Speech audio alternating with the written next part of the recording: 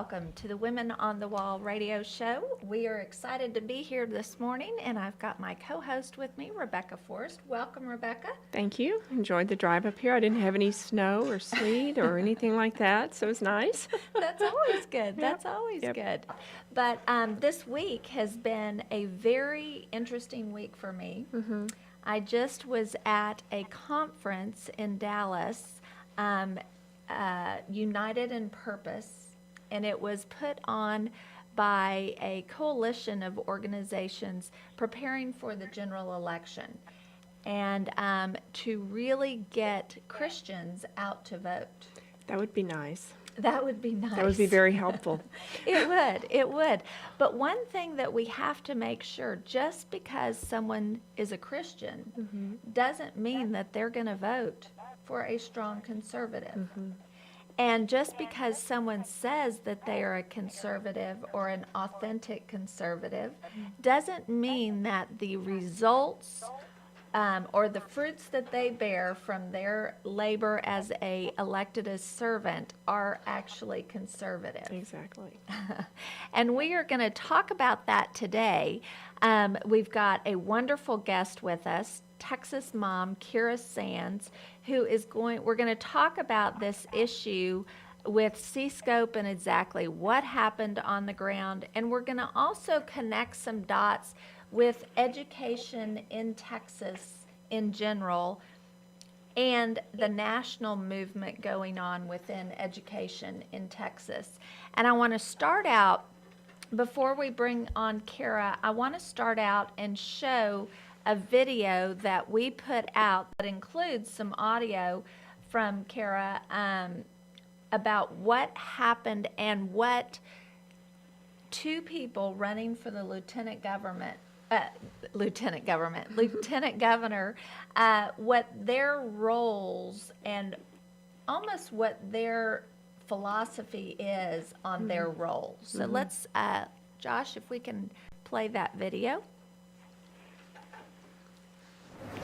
And I'm pleased to be here this afternoon to help highlight and honor some hardworking local citizens who have exercised their own constitutional rights to defend the parental input of their children's education. At the end of the day, this all boils down to a very simple truth, and that is American democracy has always been and will always be based on the active participation of citizens. There are a lot of people who have been looking into this content management system and curriculum and have been sounding the red flags.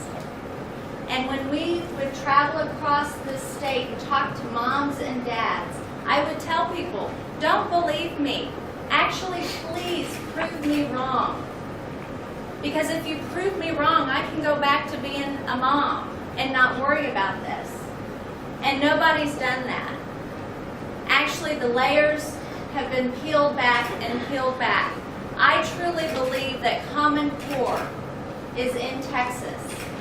C-Scope is a stepchild of Common Core. And Common Core came in through the stimulus package in 2009. It's not a Republican or Democrat thing. Many signed on to it. And it's interesting because if you ask Texas legislators if they understand the stimulus package and how it affected education, many won't know because they were left out of the process. The national and federal government went around state legislators. Isn't that interesting? Because that's the same tactic that was used to put C-Scope in 875 districts across the state. They went around the Texas legislature and set up a 501c3 nonprofit that had complete access to our tax dollars. And so when you peel back the onion and you understand as moms and dads that your children are being taught a philosophy of education that is dangerous for the future of this nation, you will do everything in your power to fight. And I told Lieutenant Governor Dewhurst, I said, I really don't care about your political career. I care about elected officials who will fight like a dad. Elected officials who will not come to Austin and listen to lobbyists, but who will come to Austin and listen to their constituents.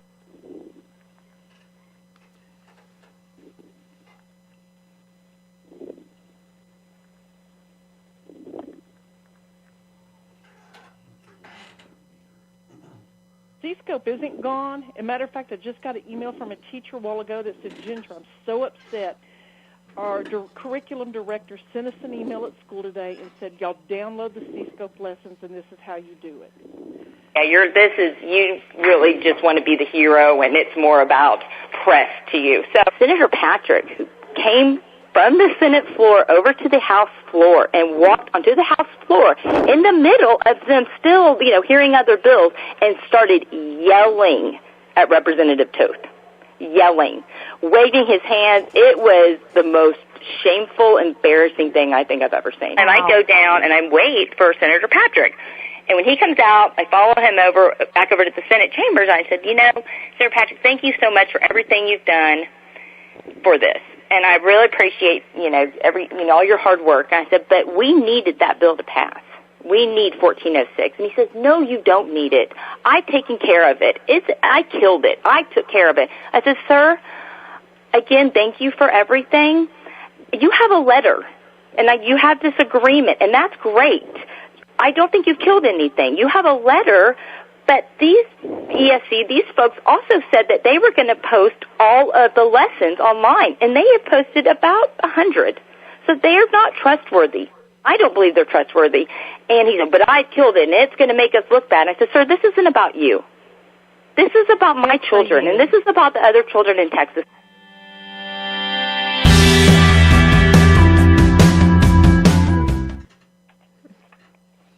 All right. So as we see, there are two candidates running for lieutenant governor. And let me just say, first off, Women on the Wall does not endorse.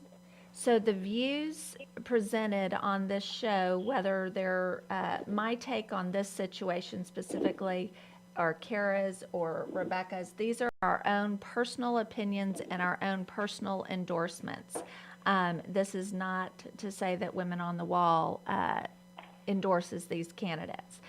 But what we have seen on the ground, and especially in this last week, is there's been some misinformation put out about exactly what happened and the different roles that these candidates played behind the scenes in protecting Texas children from this Common Core philosophy of education. Because it's not about a set of national standards. Mm-hmm. It truly is about a philosophy of education that is dangerous to our children. And we'll get more into that a little bit later in the show. But my personal experience with Lieutenant Governor David Dewhurst and Senator Dan Patrick is that the Lieutenant Governor truly sees the value in parents going into their children's school and using their parental right to go in and say, what are you teaching my children? It is Texas law in the education code that a parent has the right to see everything that is being taught to their children. Yes. So that, and the Lieutenant Governor really understands, I believe, that it's not necessarily the role of the state government to, it's a local issue, and it takes parents going in and seeing that. And in that press conference that's from a press conference we did when Llano ISD, there were some parents and grandparents filed that lawsuit. Yes, they got a restraining order against C-Scope being in their schools. And so we wanted to have a press conference. And we knew that if we had one, the media wasn't going to show up. Exactly. And so he was celebrating that these parents were willing to go into their children's school and take the school back.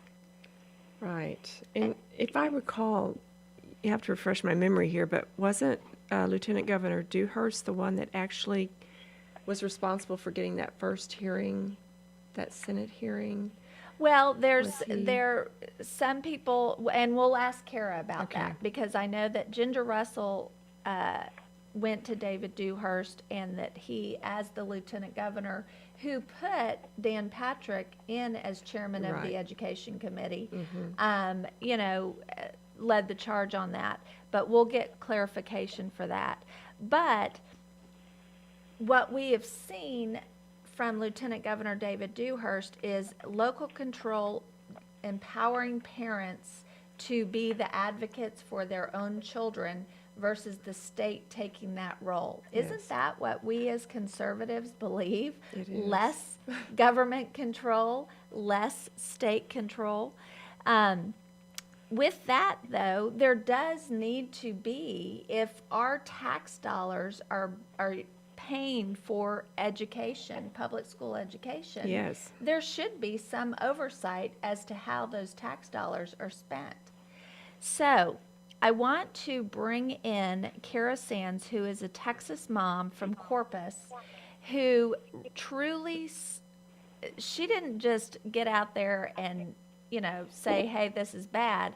She took an active role in making sure that legislation that was passed, 1406, that puts C-scope under the purview that the State Board of Education should have the ability to oversee what that curriculum is, so that there are some controls.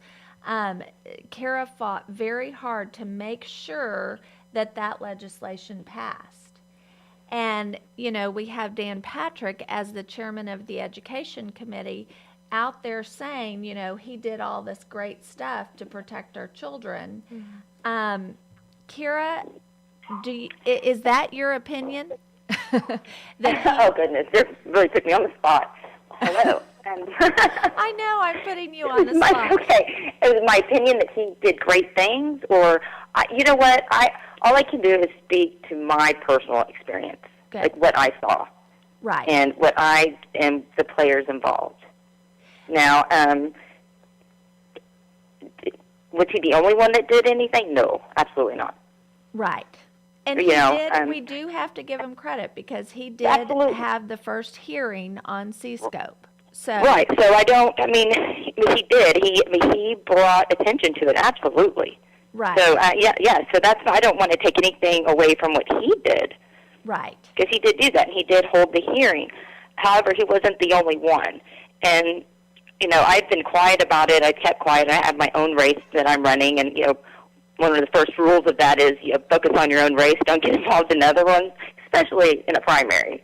right, However, I have read articles and seen interviews with Senator Patrick, and actually with John Griffin, who wasn't really a part of the whole deal. He would write articles about it, but he wasn't as involved as he tells people he is, I guess.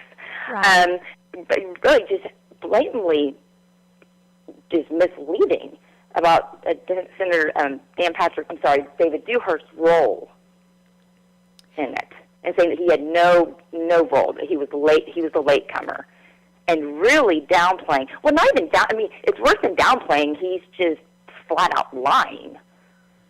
So that's when I called you, and after I saw his last interview, again, where he just said, Senator Patrick did everything, David Dewhurst did nothing. You know what? What's right is right, and you have to give credit where credit is due. And it's not right for them to take away from what Lieutenant Governor did, because he did have a big part in it. And I was there. I saw it. Tell us, because you did see it, you are, as we talked earlier, you are a very meticulous person who takes notes and has a day timer and a schedule, and you follow, and you can go back and look at those dates. and see, kind of put together a timeline to back up what you saw.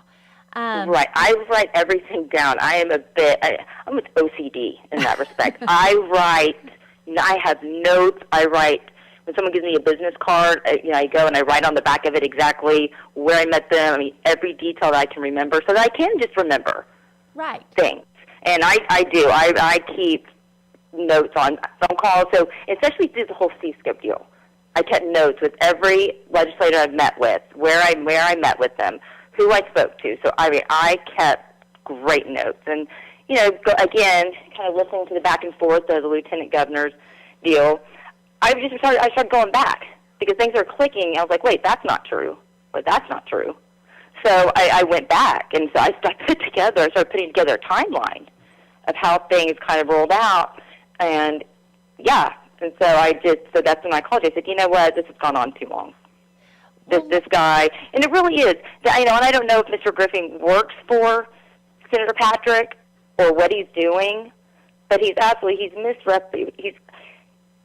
is purposely misleading people with what he's doing, and it's got to stop. Right. And again, I don't know about that first hearing that he had, that Senator Patrick had. I was not a part of that. Right. So I don't know who put that on. Right. When he did that that was in January. Correct. So let's go through the timeline. So the first C-scope hearing was January 31st. I was there. Correct. Right. Interestingly enough, it was the same day as Muslim Day at the Capitol. Mm-hmm. And so I remember walking up to the Capitol, and the care table was at the front of our Capitol. Yes. Mm-hmm.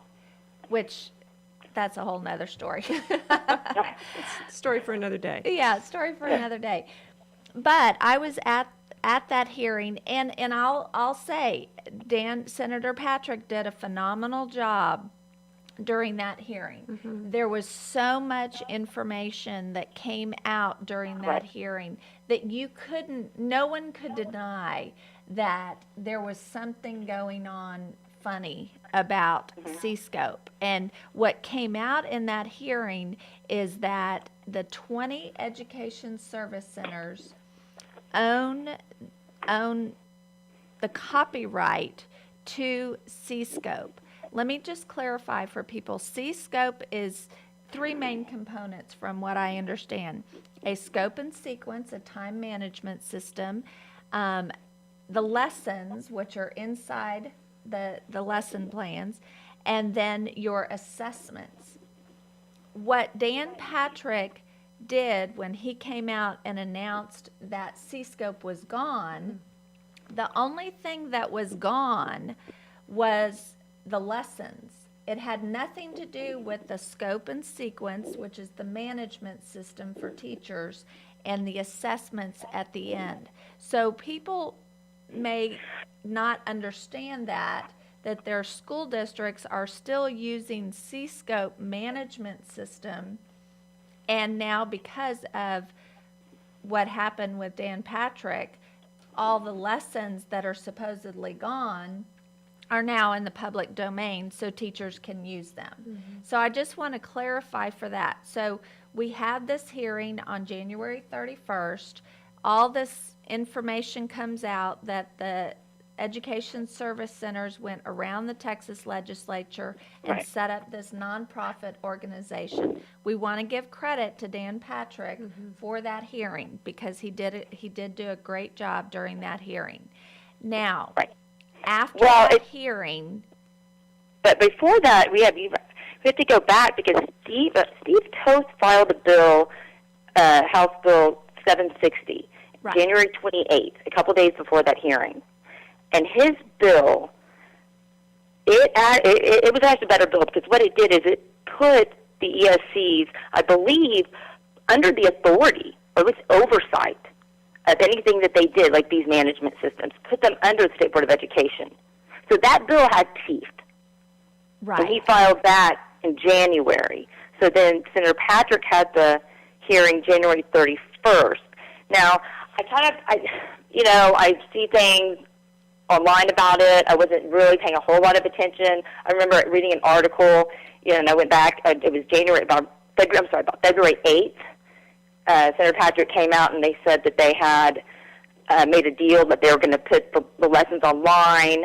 And actually, I did go back and ended up watching that hearing. Once I, got involved and I realized that my school was using C-Scope, of course I went back and I watched the entire hearing.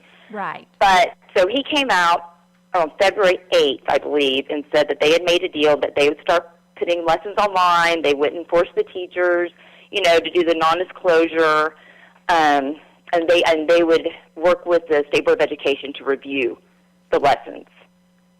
So that went on. Then in between that time, so after that was when I kind of found out that my kids were using it. And on February 7th, interestingly enough, also Senator Patrick filed 1406 on March 7th, a month later. Okay, so then March 7th is when I posted my son's test about 9/11.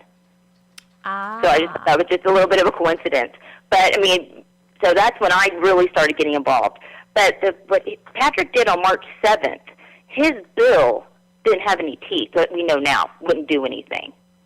So I guess my question there is, if he really wanted to do something about C-Scope, why didn't he put anything in there about the lessons or about them pulling them down or about oversight, about the management system? There was nothing. So he filed that on March 7th. Now, it was March 18th that was referred to, 1406 was referred to the Education Committee. So then I remember, so then March 21st, so again, I'm starting to get involved, and I realize, it's C-Scope, and I'm talking to all the people that are, the grassroots, like Ginger Russell, and then Colleen Vera also is one. That we started talking about it. They're like, just telling me about C-Scope, and I met with my teachers, and I met with my Education Service Center, the folks that run mine at District 2, or Region 2. Then March 18th, it was referred to education. March 21st, I went to a funeral in Austin. And at the funeral afterwards, I spoke to the Lieutenant Governor. I said, have you heard about the C-Scope and all this is going on? And he said, yes, it's in education. They're going to have a hearing on it. And I said, well, it's real. It's true. He goes, oh, I know it is. I said, but he hasn't called a hearing on it yet. And I have papers that I would like to share with you. So Blaine was there, who at that time worked for the Lieutenant Governor, and he gave me his card, and he said, call Blaine next week, or let's get this going. Give me these papers, and I'll see what I can do, because he needs to pull it for a hearing. So call Blaine. By that time, I was on, I think, Fox and Friends, and then I was on Megyn Kelly with Dan Patrick. Okay. Around March 25th. And he was talking about it again, about how he didn't have the votes and what we're going to do about it. Now, he did not pull a hearing. Now, remember, it was referred to his committee. He was the chair on March 18th. He didn't pull it up for a public hearing until April 2nd. So so that's when I went and I testified. And after that hearing, I asked him, I said, thank you for having a hearing. When are you going to vote for it to get out of committee? And he said they weren't. He didn't have the votes. And that was really his line through the whole thing. We don't have the votes. It's not going to go anywhere. We don't have the votes. Right, because he said that about everything. I remember him going on the Glenn Beck program, and he said the same thing. And remember, Glenn Beck said, I will help you get the votes. Mm-hmm. Right. I will go, if I have to go to the Capitol myself, I will help you. And he was like, well, we just don't have the votes. And you know what? That's the standard line you hear in Austin. Well, and that's the thing. I mean, they do. We just don't have the votes.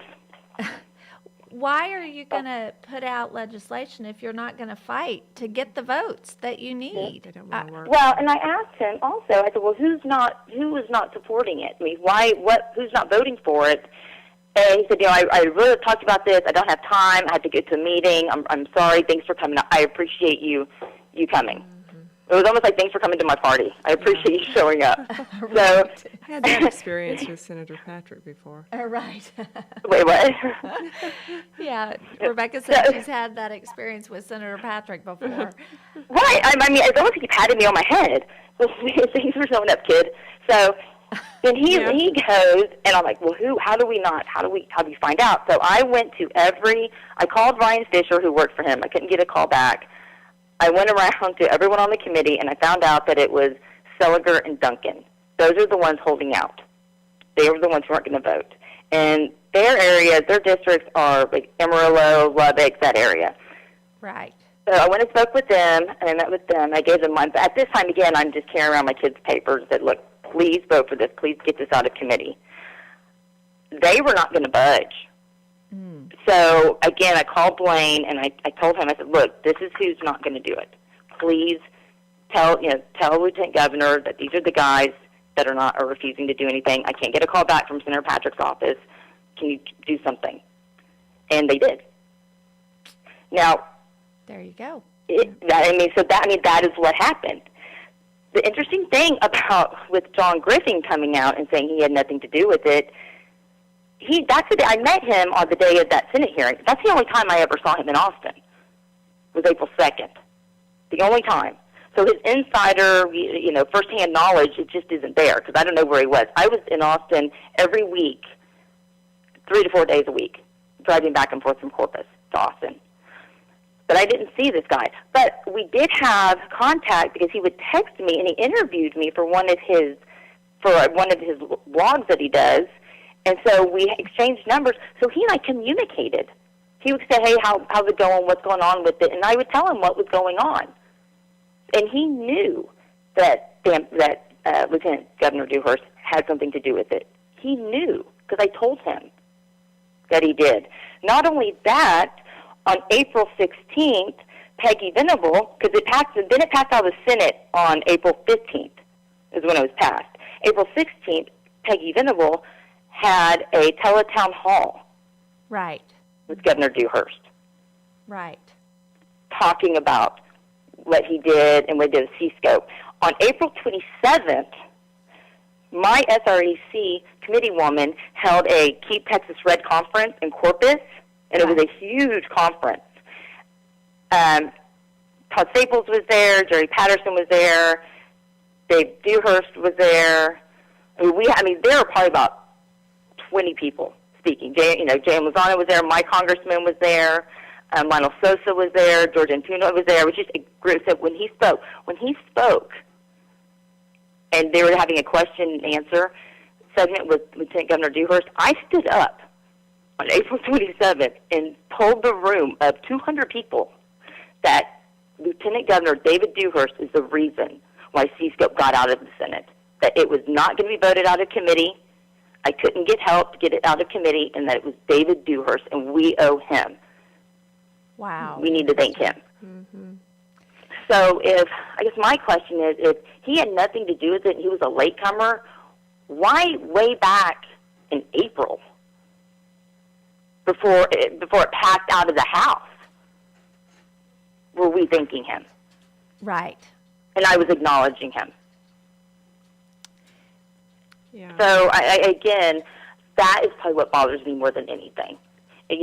Senator Patrick did some great things with C-Scope, but don't come out and lie about David Dewhurst or take away anything that he did, because he is not a latecomer. He's just not. And not only that, when it got to the House, and the House is a completely different, another show to do of how it got through there, but I enlisted their help because they weren't going to call it up for a hearing in the Public Ed Committee. It was like pulling teeth to get them to pull it up for a hearing. I just want to stop for a second and say thank you, because a lot of parents are finding out about all this. They are trying to figure out, what do I do? What do I do? You are a perfect example of a mom who not only went up to your school, started asking questions, said, can I see what my child's learning and why is he learning this?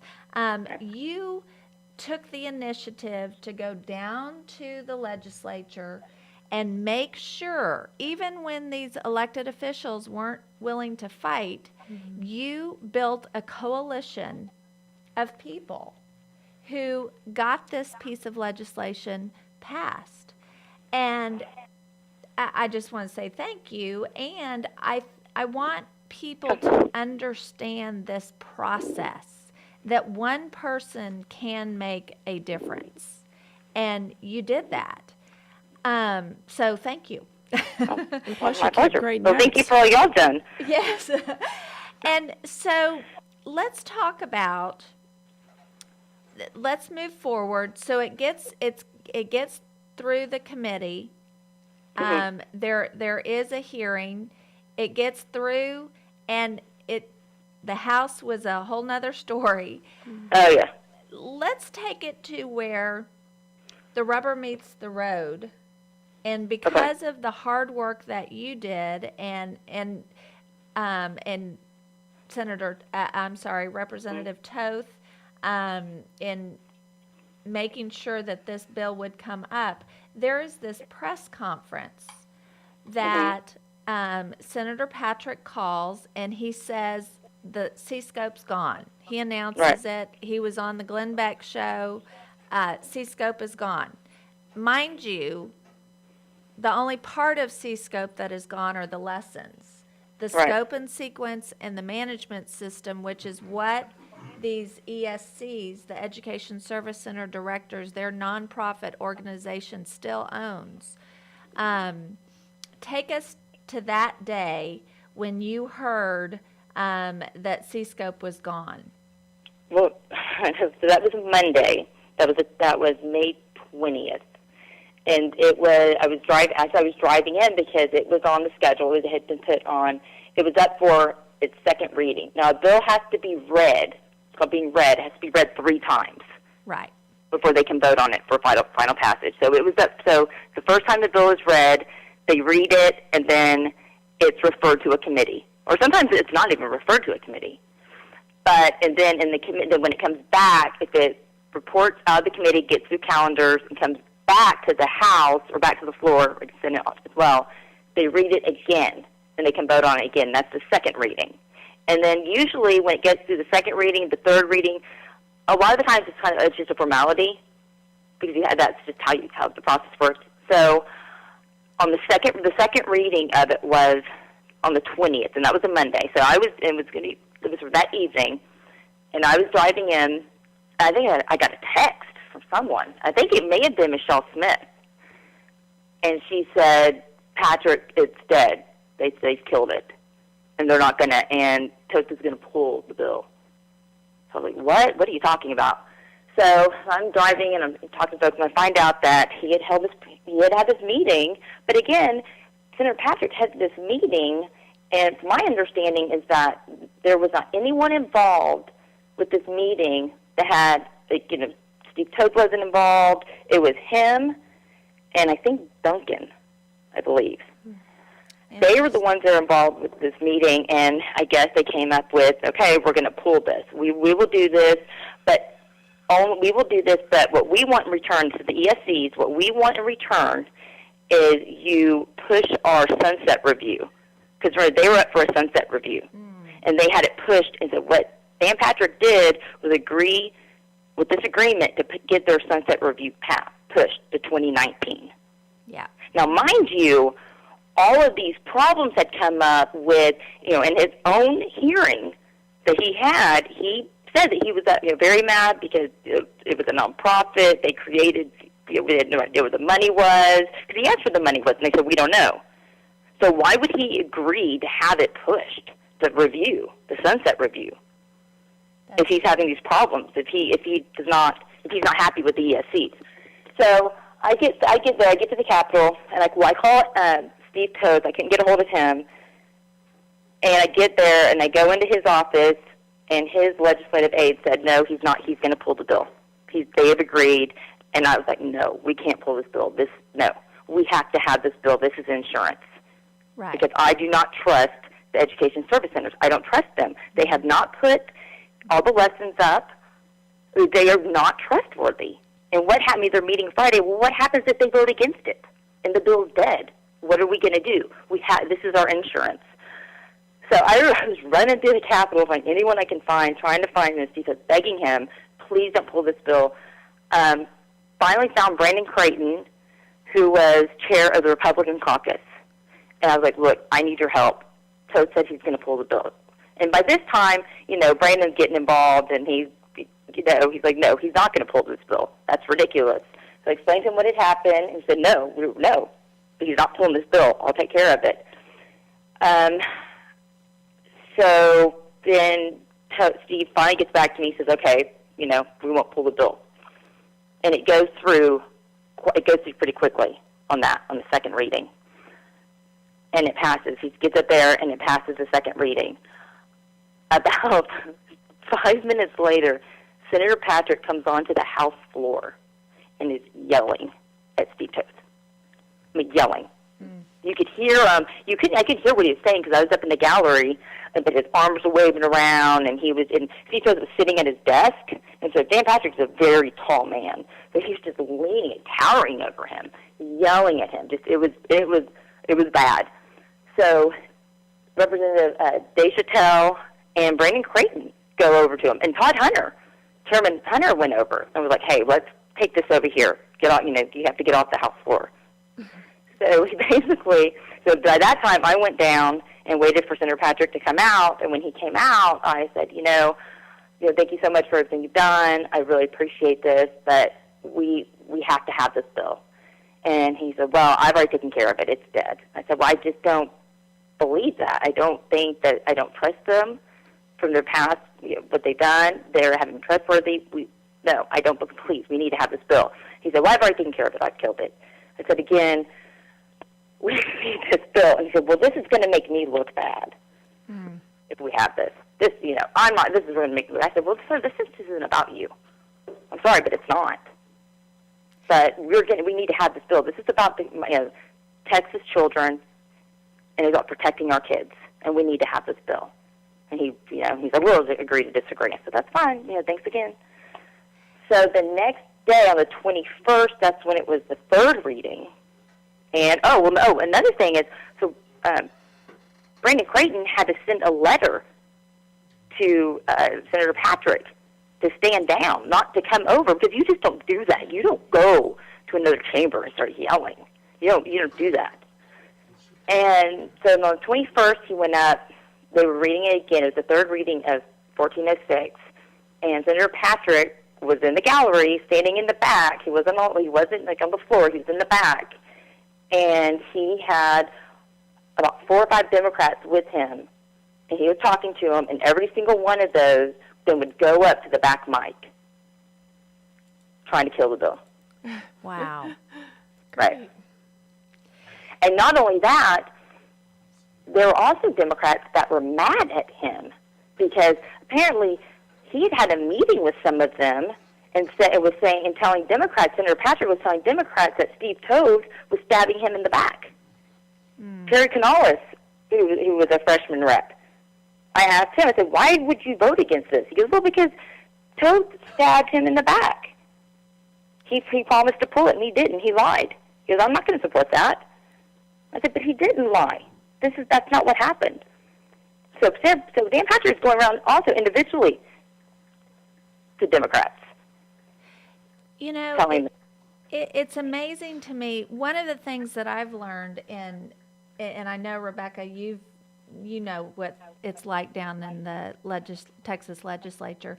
There are so many maneuvers and schemes and things that go on behind the scenes to get bills killed or to get bills passed, or when they cut a deal because they don't they get the grassroots, or they get people involved when they need us, but then they cut deals, and then they've got to fix it all and make it look pretty.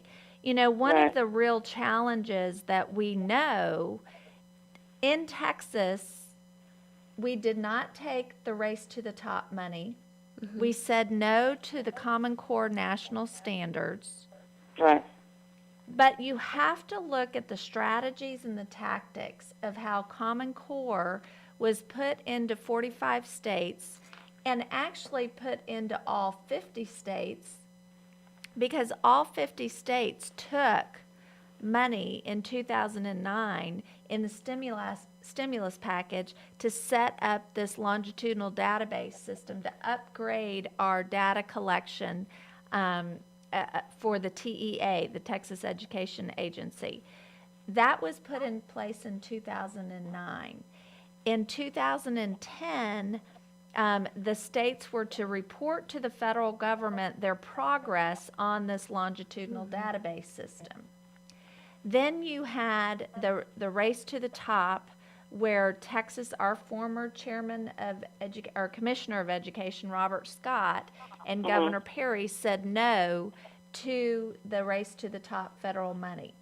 And what they said then was our Texas standards that our strong conservatives on the State Board of Education and so many people like Commissioner Robert Scott, Donna Gardner, these people who understand and know how to write standards, Yes.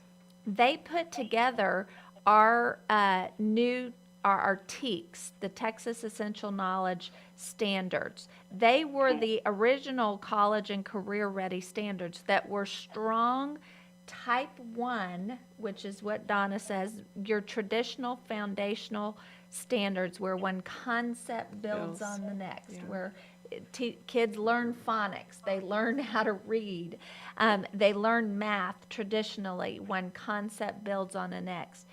Before the TEKS, the old tax, the No Child Left Behind tax testing, where teachers were teaching to the test, that was in the transition process to the new TEKS. I want to make this clear. The old tax that our children were learning, that many of us learned, were type 2, that subjective, kind of lessons were hodgepodge put together. It wasn't your traditional foundational. So we moved from the No Child Left Behind tax to the new TEKS, the new that truly did get kids ready, college or career ready. Now, then you've got these Common Core national standards that Texas said no to. You have legislators like Dan Patrick and Dan Huberty passing laws, HB 462, that say no to the Common Core national standards. But at the same time that they're passing House Bill 462 that says no to the college and career, no to the National Common Core standards, they're also pushing HB 5. Right. HB 5 fundamentally transformed education in Texas, and Dan Patrick sponsored HB 5. What does HB 5 do? It dumbs down our college and career ready standards down to the Common Core level, the Common Core standards. Do you see what they're doing? They're creating the illusion that Texas does not have Common Core national standards. As a matter of fact, Senator Dan Patrick put out a press release just this morning that says the House, Dan Patrick clears the air on legislation to prevent Common Core. He joins House author Dan Huberty to address misconceptions by David Dewhurst. David Dewhurst isn't doing this. This is us. Well, if you look at House Bill 462, it does say that Texas cannot adopt the Common Core standards. But if you look at, they had, in the House Journal, you also have to look at legislative intent. Right. And so the legislative intent of 462 in the House Journal, Representative Huberty states that this is not about the lessons that the students in Texas, and that's what my concern is with the curriculum, or the lessons, that they can use these lessons. They can use lessons that were made for Common Core. Exactly. Like the fuzzy math and all that, and just the history, all of it. They can still use that. So really, it didn't do anything. So if someone, like a parent like myself, or I'm looking at these lessons, and we've seen all the lessons, these worksheets that are posted on Facebook and all over. Because now parents are just going, look at my kids learning, and we're going, wow. And I think it's fabulous, by the way. But it is in legislative intent specifically saying it's okay. The 462 does not prevent school districts from using Common Core material. That's what it says. Now, don't forget that Dan Huberty was on Humboldt ISD School Board for about 5 years. Right. So I'm just going to throw that out there. So well, and it's I don't know what there is to defend with that, because you can still use these lessons. And another thing I do want to clear up about the C-scope lessons, they're not all bad. They're just not. I want to go back to this because this is very important. When we went into the special sessions, Senator Patrick, we heard that school districts were telling their teachers to download those lessons, to copy them before they were taken. Okay, and also not only that, remember back in February, they were supposed to have all those lessons online. Remember, post them online. They did not post those lessons online until August. Yeah. Yes. And and not only that, I went through every single social studies lesson. I went through every single one of them, and I testified about it at the State Board of Education hearing. Every single social studies lesson was edited. Every single one. You can look at the bottom, and it shows you at the bottom. Because when I met with my Education Service Center, when I went, they showed me what it was, because remember, they changed a lesson to my son's lesson because I complained. And so how do you know they changed it? And he goes, because right here at the bottom, look at the date. That's the date of the latest change or the latest edit. Every single lesson was edited. Now, I don't know why, because I don't know what they looked like before. But every single lesson was edited. Now, I went through these lessons, and I have notes. And some of the lessons are really good lessons. Right. But the problem is you're going to get sprinklings of, propaganda. That's what makes them so dangerous.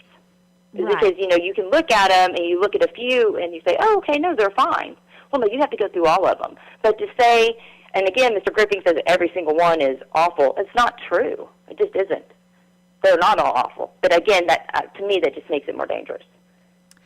Well, and I think you make a very good point that, there's a lot of teachers out there that will look at the lessons in C-Scope, and some of them are great lessons. And so when we come out there and we say this is so bad, or they're all indoctrinating our children, we have to understand that not everything in 21st century learning is bad.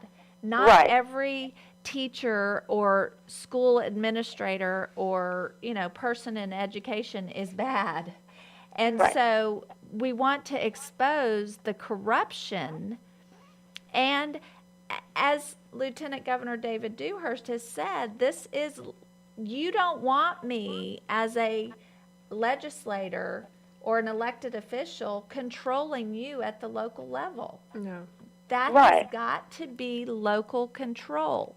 Now, what's interesting is I was at South by Southwest EdU, which is a huge technology conference. I sat through a panel discussion listening to former Commissioner of Education Robert Scott talk about the Common Core national standards, why Texas said no, because our Texas college and career ready standards were the best in the nation. They were your type 1 traditional foundational standards. Now, you have to understand too, the new STAR test that we moved to, it is aligned with the new Texas TEKS. The old TAKS, where they were teaching to the test, was your type 2. So there was this transformation happening to strong college and career ready standards in Texas that were traditional and foundational. One of the things that happened with HB5 is it completely undermined all the work by these strong conservatives to build our Texas standards to where kids were college or career ready. They received a good, solid foundational education, so when they graduated from high school, if they decided to go into college, they were ready. They didn't have to take remedial education and have their parents pay for these classes in junior college because they didn't get the right education in high school. That if they decided to go into a career, they had a good foundation because they could read and write and do math. What HB5 did was dumb down our standards. And I will tell you that after I sat through that panel discussion, listening to Robert Scott talk about our excellent college and career ready standards in the state of Texas that he and so many worked hard to get, I went into another panel discussion and listened to Thomas Ratliff and Jimmy Don Aycock and these women from TAMSA, the Texas Advocating for Meaningful Student Assessment. And they were high-fiving and talking about what a brilliant job they did in this grassroots effort to pass HB5. Do you know that Senator Patrick sponsored HB5, and right after HB5 passed, it's not by happenstance that Wendy Davis came out and announced that she was running for governor, and she was running on an education platform, and how proud she was that they passed HB5.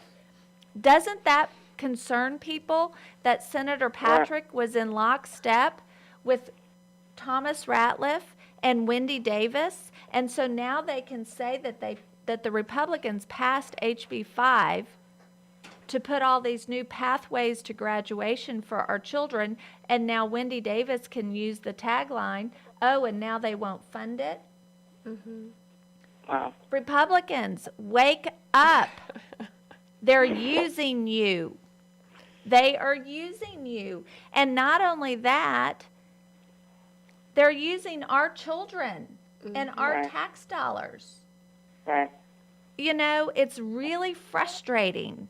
It's really frustrating when we are told by conservatives, oh, we're not going to talk about this. We'll fix it later. Well, you know what? We talked about it on the conference call last night.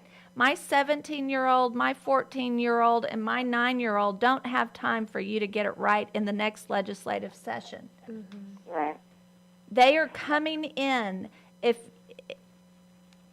going to South by Southwest and seeing the push in education for social emotional learning. It is no Right. longer about reading, writing, and math, and Right. educating our children so they have the freedom to be whatever they want.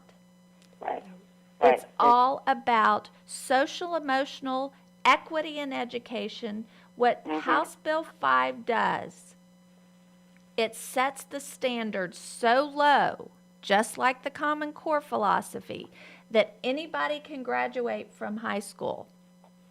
It sets it so low that it's a standard at the lowest level versus educating children at the highest level so that they can achieve.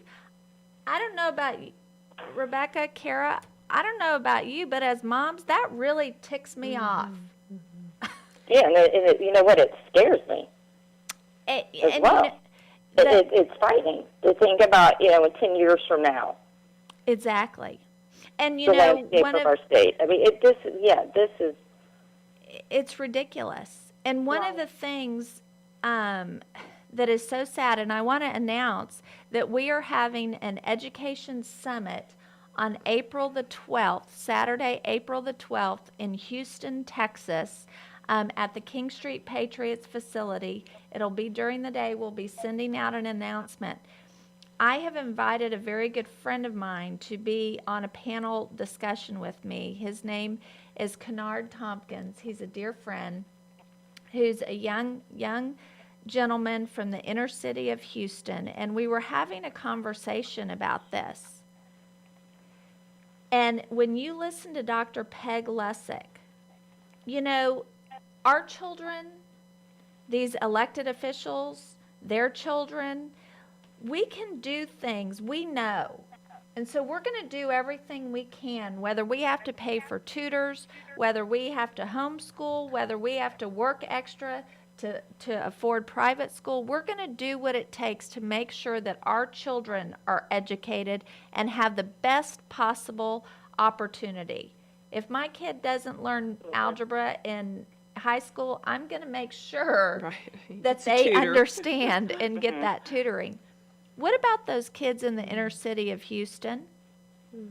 What about those kids in Dallas ISD that don't have that opportunity? Talk about an ugly picture of racism. Right. You know, you're setting these kids up to go down a path where they are at a lower standard Right. because they don't have the skills. And it's not that they don't have the ethics or the job or the work ethic. They've never been taught the skills to get those higher paying jobs, Right. to bring them out of poverty. Right. You know, in so many of the schools that they have, I think there were charter schools actually, that so many of the minority students are going to now, they're doing extremely well. But one of the reasons is because there's so much structure and there's discipline. I mean, they expect them to behave correctly and to perform and to work. And we're doing just the opposite in public school. We're doing the opposite. We're lowering the bar instead of raising it. And it's the engineered decline It is. of America is really what's happening. And if you look at the people behind the Common Core and this whole push for social emotional learning, Linda Darling Hammond she's written books about equity in education. She believes in equalizing America in the world.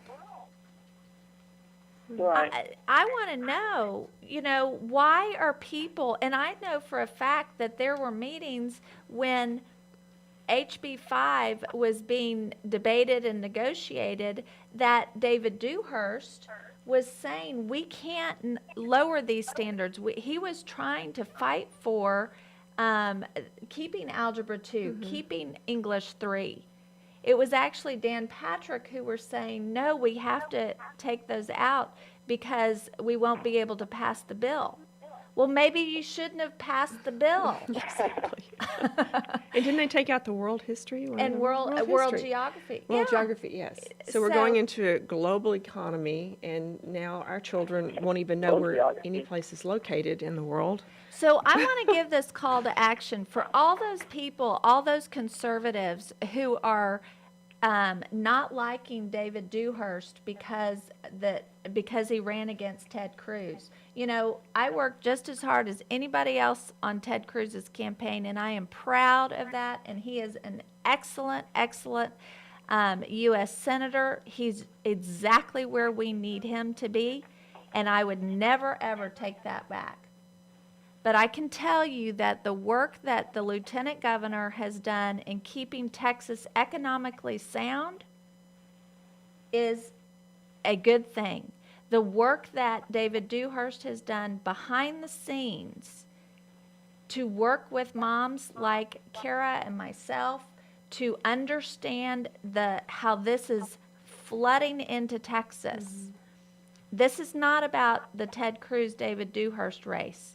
This is about Texas children and who is the right man to be in the office of Lieutenant Governor. And I know, Kara, you didn't vote for David in the primary. I didn't vote for either one of them. I did not. That's didn't. right. And I did. I endorsed him, but then I met one of the other Candidate. another person in the race and talked to him. And and what I did like is that he would go after the ESCs, because remember, he didn't have, and I think, Lieutenant Governor Dewhurst will as well. I know Dan Patrick will not go after the ESCs at all. I know. I know he won't. I would like to say also, to my fellow Christians out there, because what I keep seeing is he's the most conservative and he's a strong Christian. That's how they're marketing Dan Patrick. And I don't know if y'all saw that debate with all four of them in the primary that they had. Right. And, and he does. And you know what? I'm a Christian as well. And he wears that very loud. And everything is about being a Christian.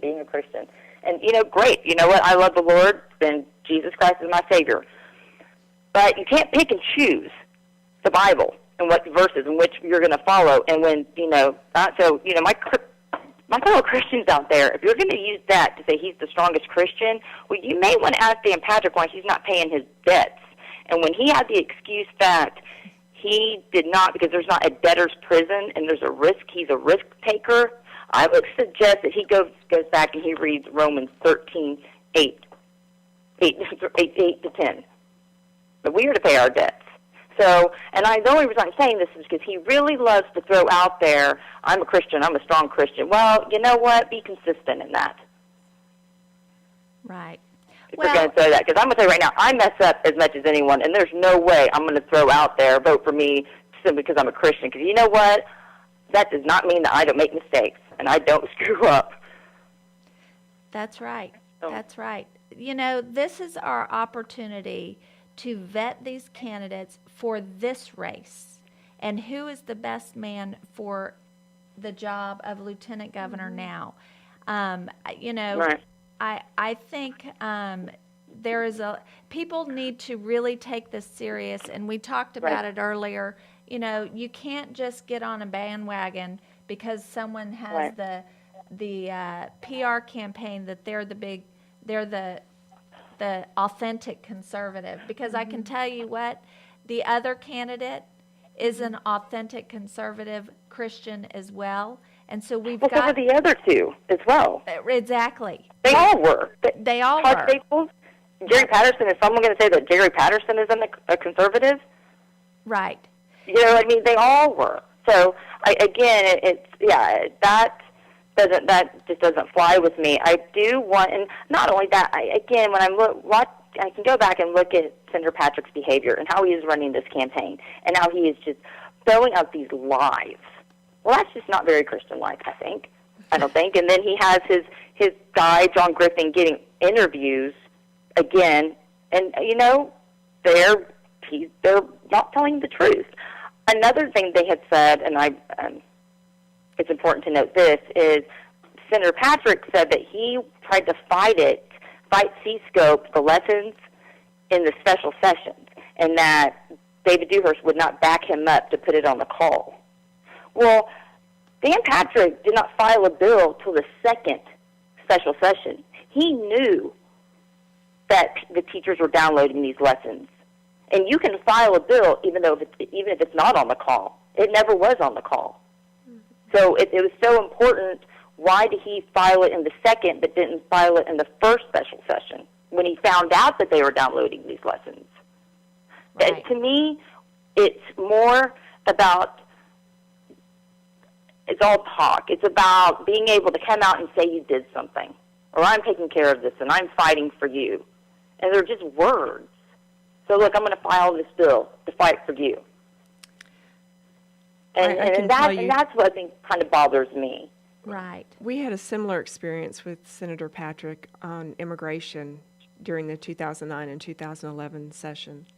And with the same thing happening, him making a deal to not go forward with a bill that he supposedly was the big champion of at the last minute, on something that was really had already been put in place, a long time before, and it was not going to make any difference at all, but yet that was his reasoning for not going forward with his immigration. I think it was Sanctuary Cities in 2011, I think, or 9, maybe it was 2009. I don't remember exactly. Right, because he said to me, well, this bill isn't going to do anything. Yeah, we had the very same experience with him, so, yeah. Well, And this is not a big bashing of Senator Patrick. He has done some good things. He has. right. And but my personal experience, and that's all again I can speak on, is this is my experience being there, seeing it, and knowing seeing what happened. Right. So my experience with him. Well, Kara, thank you so much You're welcome.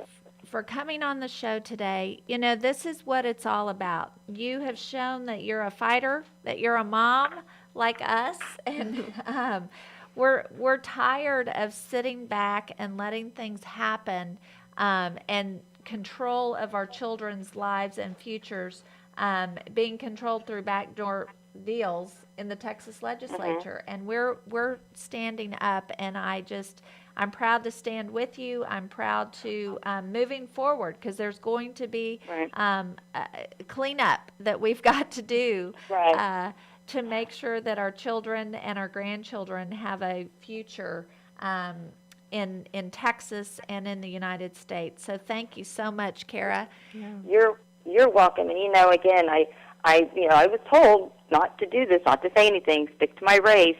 It could hurt me. And you know what? If it hurts my race, that's fine, because the most important is standing up for my children. That's what's important. That's Right. right. And just doing the right thing. Right. And telling the story and setting the record straight is doing the right thing. And if that hurts me, well then fine. So be it. But I'll continue to do the right thing. It may not be popular with someone, but you know what? It's the right thing to do. That's right. And set the record straight for him. And you know what? It's about my kids, and it's about our great state. It's not about me. Well, thank you Yeah. very much. Any closing statements, Rebecca? Yeah, I agree, Kara. Thank you. I know Alice and I get in trouble quite often for doing that. So, we're just really glad you're in there with us doing the same thing. Keep it up. That's right. Well, we will be back next week, next Thursday, I'm sure, with a important show. I want to encourage everyone to go to womenonthewall.org. We had a very informative conference call last night where we talked about the opting children out of the STAR test and why that's not a good idea. And we also talked about this online or computer assessments and the danger that it is for our children. So I encourage everyone to go and listen to that conference call. It's all on womenonthewall.org. And thank you to WBTM, that stands for We Become the Media Radio, and to our wonderful producer, Josh. Thanks, Thank you. Josh. And have a great day. Bye-bye. Absolutely.